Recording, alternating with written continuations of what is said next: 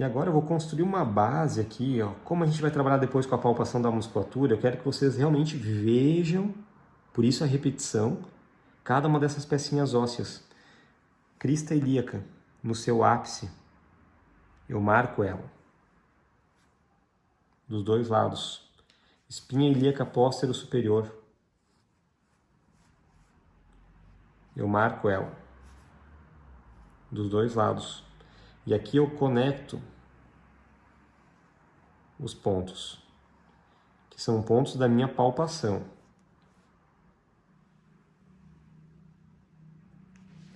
Palpação de base da região lombar. Quando eu caio lateralmente, esse lateral foi medial na verdade, eu encontro a região do sacro e logo acima a quinta vértebra, pelo seu processo espinhoso. Eu vou fazer só um pontinho para representar ele. E eu sei que abaixo dele eu tenho a base sacral. E aqui eu vou seguindo para um segundo processo espinhoso. Repara que ele está no nível do ápice da crista ilíaca. E para vocês entenderem e ficar didático, a gente vai fazer os processos espinhosos das 5 vértebras lombares e da primeira torácica,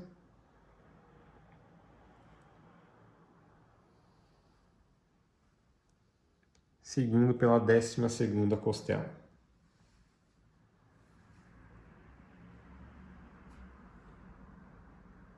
Os processos transversos de cada uma dessas vértebras estão localizados lateralmente, a 2 dedos do processo espinhoso, um dedo para a lateral, zona da faceta articular, 2 dedos para a lateral, zona do processo transverso.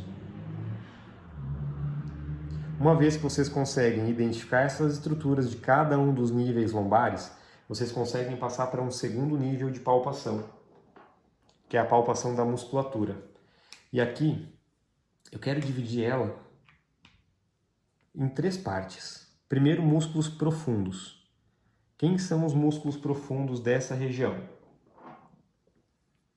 2 grupos. Vou colocar os processos transversos fictícios, tá? Como se ele estivesse bem no meio da espinhosa, só para você ter a referência didática. E eu quero que cada um de vocês confie na palpação.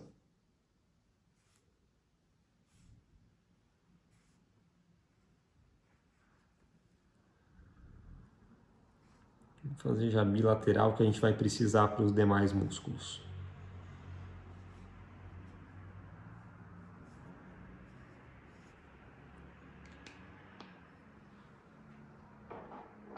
Nós temos músculos profundos. Todos eles vão fazer parte dos paravertebrais. Profundo. Músculos transversos espinhosos, quer dizer que é a musculatura que sai do processo espinhoso e vai em direção ao transverso.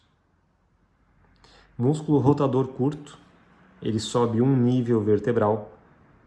Músculo rotador longo, sobe 2 níveis vertebrais. Na sequência, a gente tem os multífidos, que vão subir 3, 4 e até 5 níveis. Na sequência, nós temos o semi-espinhal, que vai subir 5, 6 e até 7 níveis. Todos eles com uma orientação do processo transverso em direção ao espinhoso, como se fossem telhas de um telhado. E essas camadas vão se sobrepondo. Musculatura profunda. Acima dessa musculatura, nós temos os músculos profundos superficiais. E o profundo superficial é dividido em 3 grupos. O primeiro deles são os músculos espinais, que vão de um processo espinhoso até o seguinte.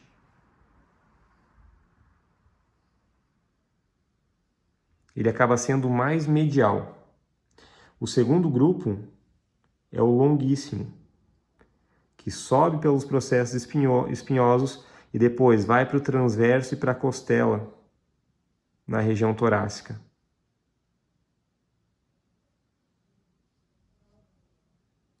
E o terceiro grupo, mais lateral, sai da massa comum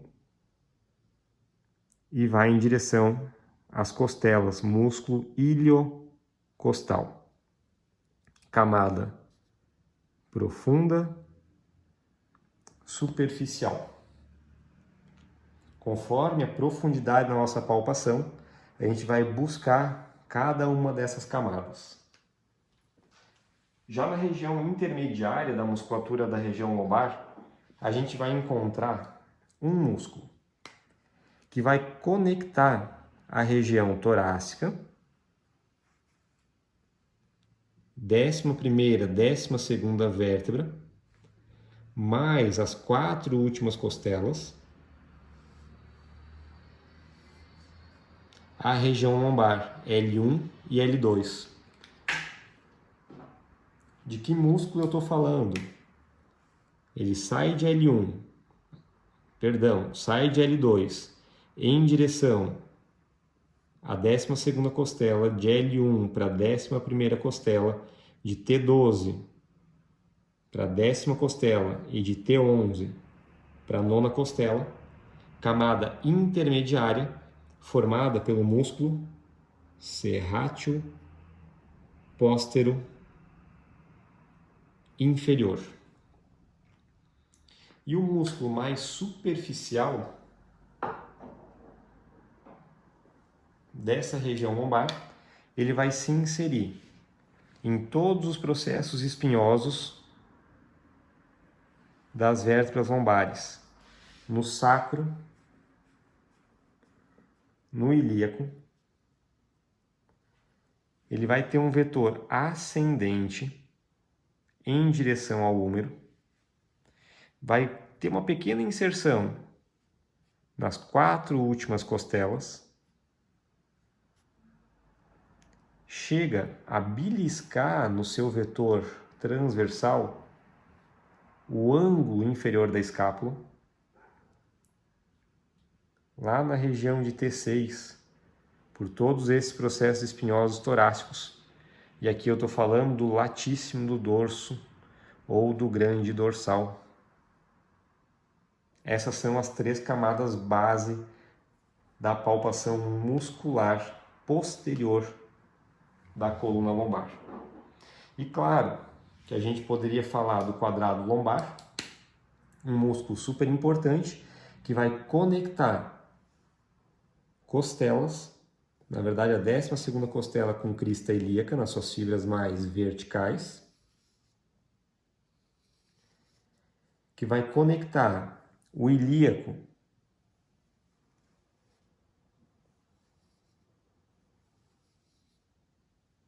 com os processos transversos e vai conectar as costelas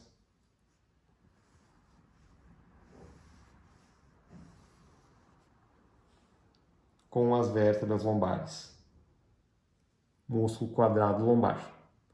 Não se esqueçam lá da região anterior do músculo iliopsoas, que naturalmente não cabe aqui nesse esquema, mas que para os nossos pacientes tem uma relação muito importante pela zona do diafragma, pela zona da coxa femoral.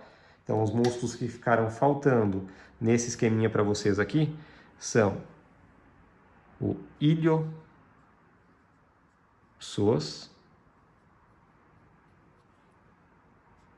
e, é claro, o músculo diafragma. De uma maneira geral, quando vocês encontram, palpam, testam a função e conectam com problemas que o paciente de vocês estão vivendo, vocês conseguem eleger a melhor estratégia de tratamento para aquele quadro. Vai lá, faz esse exercício, cria o teu esqueminha no papel, palpa em algum paciente, em algum colega de profissão, em algum familiar, e depois eu espero pelo teu feedback.